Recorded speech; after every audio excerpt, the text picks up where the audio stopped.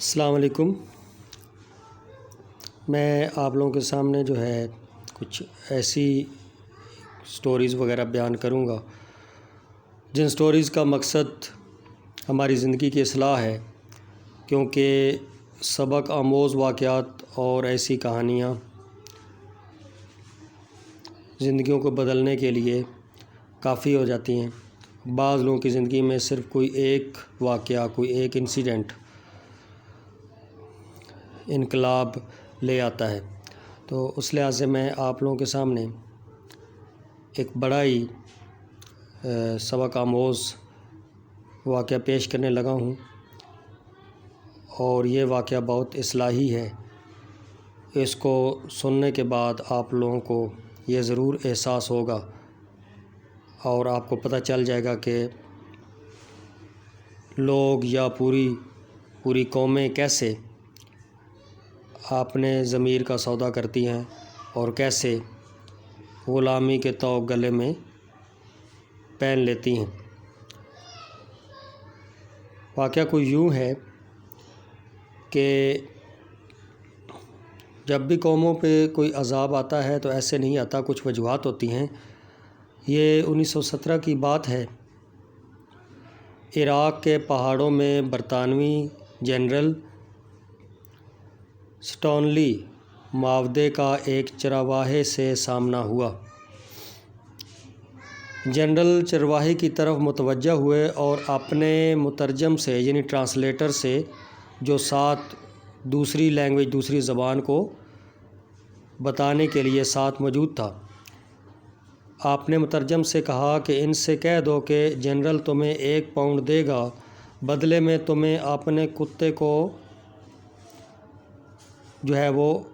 اس کا گلا کاٹنا ہوگا۔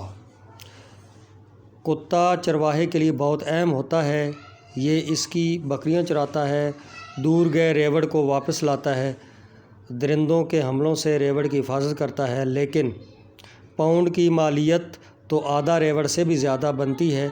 تو چرواہے نے یہ سوچا کہ اس کے چہرے پر لالچی مسکراہٹ پھیل گئی۔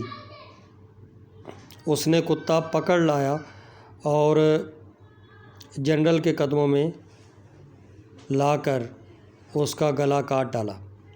جنرل نے چرواہے سے کہا کہ اگر تم اس کی کھال بھی اتار دو تو میں تمہیں 1 اور پاؤنڈ دینے کو تیار ہوں۔ چرواہے نے خوشی خوشی کتے کی کھال بھی اتار دی۔ جنرل نے کہا کہ میں مزید 1 اور پاؤنڈ دینے کے لیے تیار ہوں اگر تم اس کی بوٹیاں بھی بنا دو۔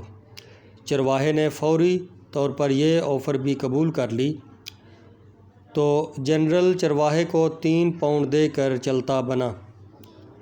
جنرل چند قدم آگے گئے تھے کہ اسے پیچھے سے چرواہے کی آواز سنائی دی۔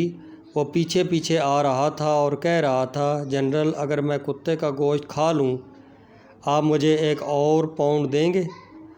جنرل نے انکار میں سر ہلایا کہ میں صرف تمہاری نفسیات یعنی تمہاری جو سوچ ہے اور تمہاری اوقات وہ دیکھنا چاہتا تھا۔